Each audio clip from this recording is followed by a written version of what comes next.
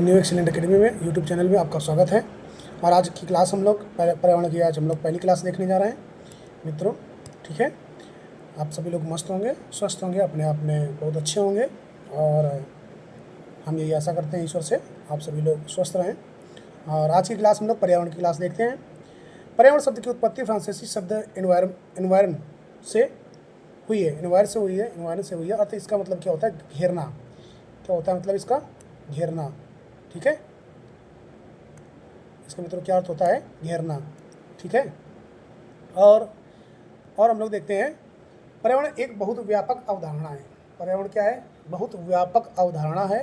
जैसे परिधन आवरण, ये जैसे मैंने बताया परिधन आवरण, परि माने होता है चारों ओर, ये चारों ओर,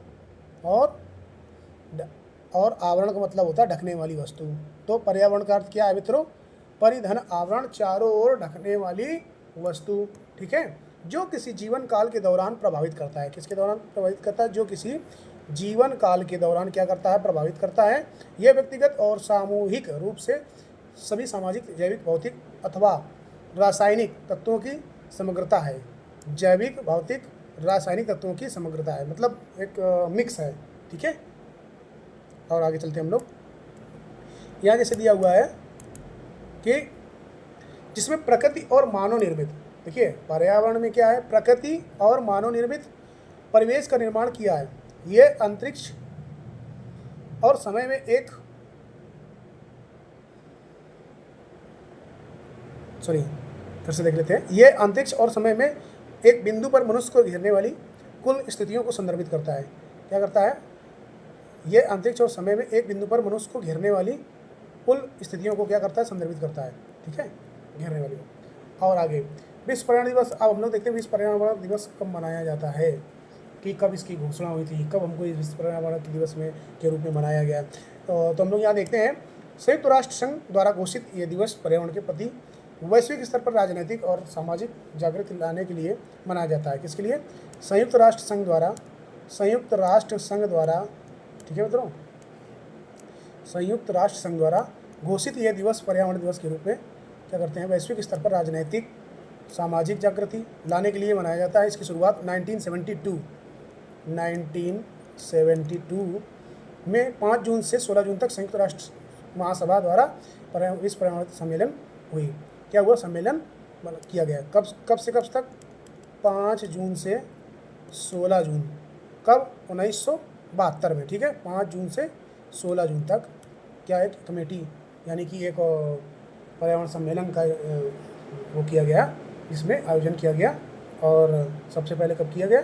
1972 में 5 जून से 16 जून के बीच में। ठीक है मित्रों, आगे 5 जून 1973 को पहला विश्व पर्यावरण दिवस मनाया गया। अब आता है मित्रों क्या है कि 5 जून 1973 को सबसे पहला, यानी पहला विश्व पर्यावरण दिवस मनाया गया। ठीक है, पर्यावरण संरक्षण अधिनियम 1986 के अनुसार, पर्यावरण संरक्षण अधिनियम 1986 के अनुसार से पहला अधिनियम था पर्यावरण का। ठीक है, कब हुआ था? 1986 में। पर्यावरण किसी जीव के चारों तरफ घिरे भौतिक एवं रासायनिक जैविक दशाओं एवं उनके साथ अंतःक्रिया को सम्मिलित करता है।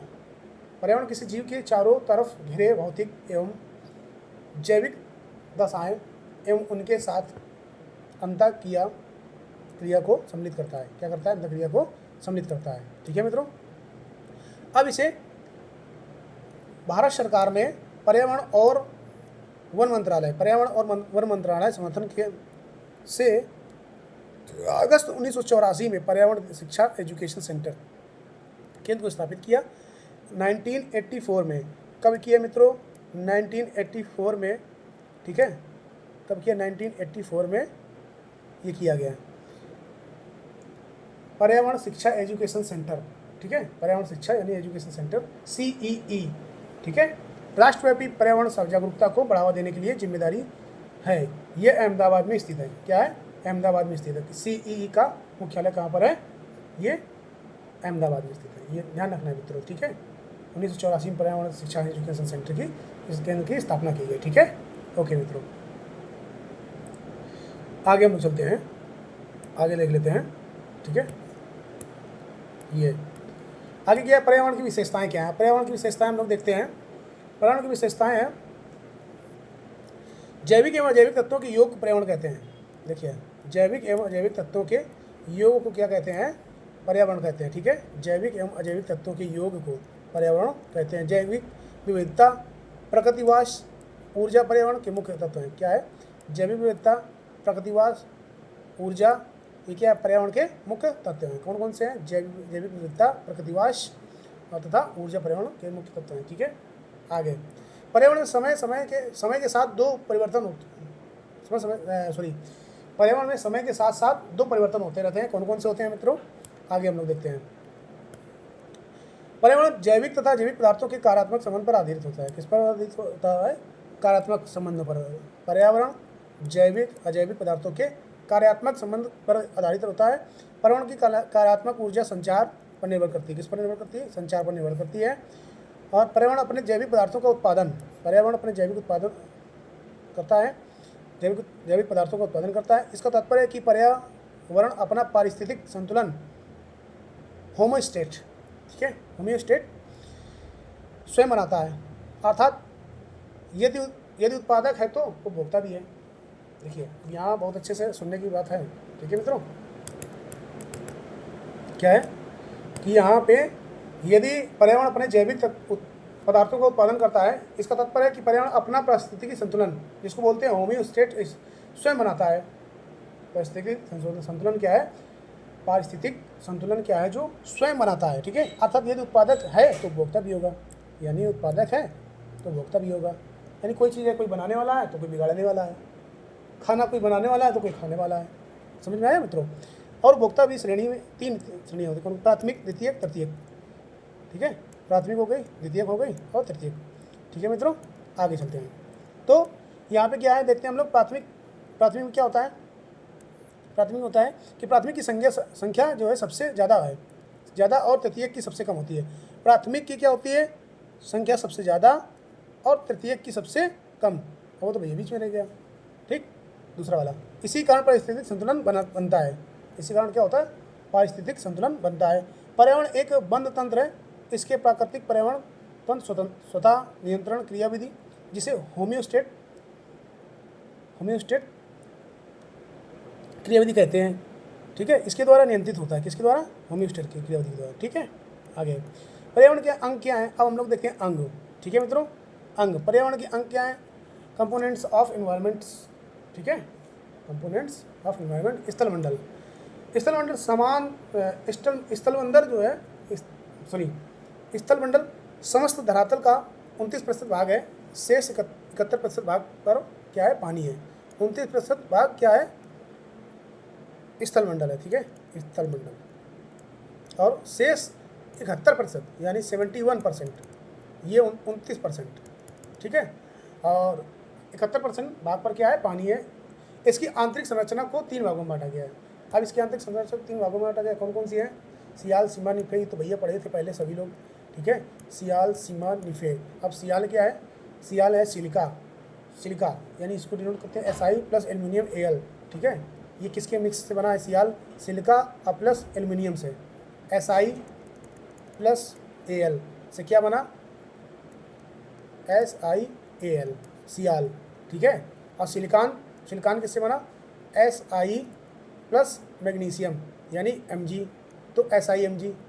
ठीक है, तो ये क्या होगा, सीमा। ये क्या है, सीमा।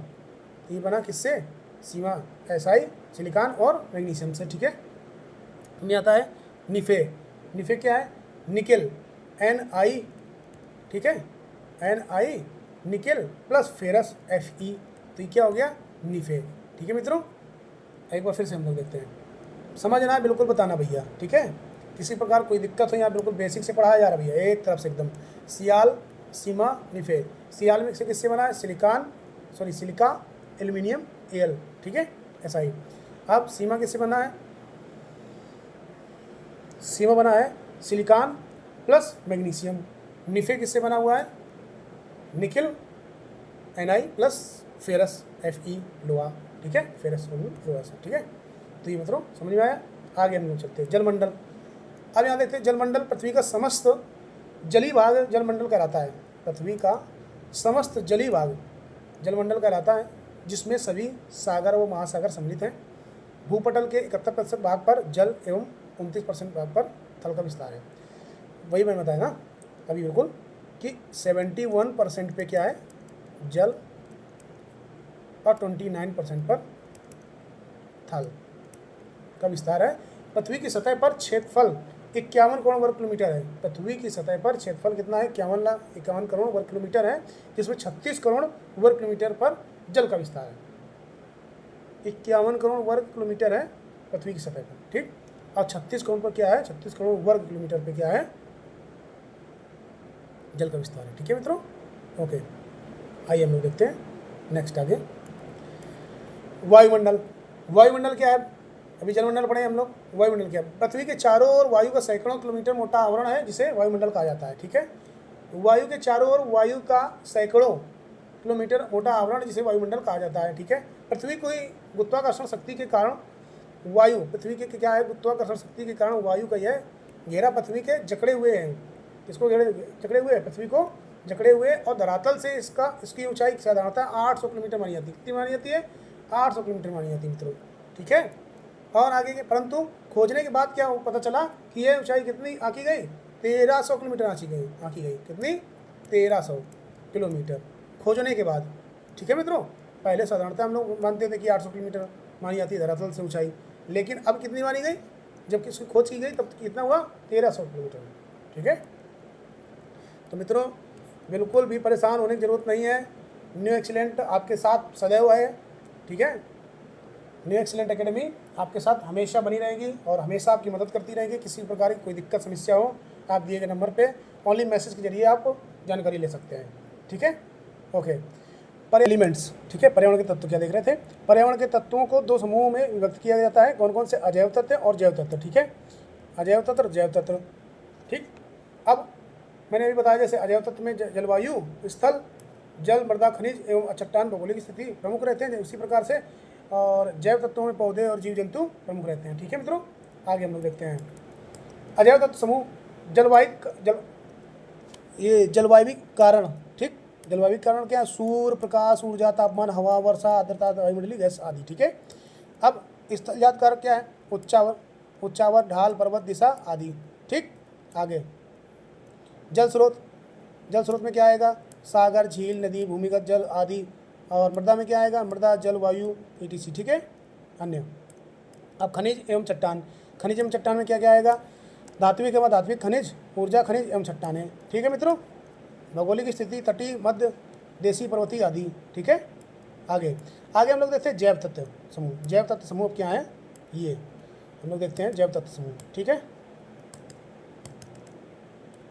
हाँ, अब यह आता है जैव तत्व समूह। इसमें वनस्पति, जीव जंतु, मानव एवं सूक्ष्म जीव आते हैं। क्या आते हैं इसमें, जीव जंतु, मानव, सूक्ष्म जीव आते हैं। पर्यावरण के अजैविक तत्व आपस में एक दूसरे से जुड़े हैं। किससे, आपस में एक दूसरे से। इसका तात्पर्य क्या है, किसी एक का होना, दूसरे का अस्तित्व है।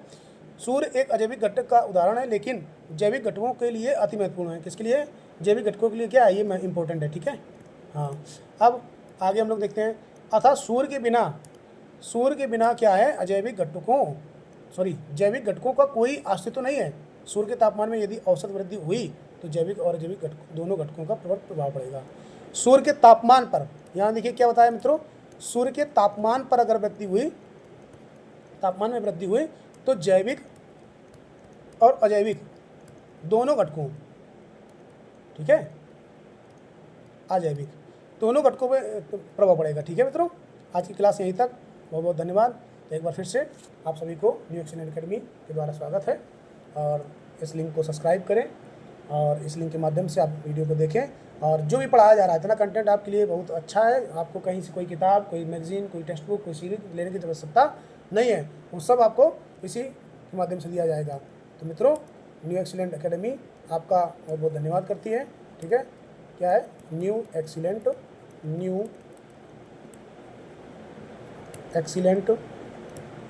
एकेडमी। ठीक है, सभी लोग अपने मित्रों को, दोस्तों को लिंक शेयर करें और सभी को बताएं। ठीक, धन्यवाद मित्रों। जय हिंद, जय भारत, जय संविधान।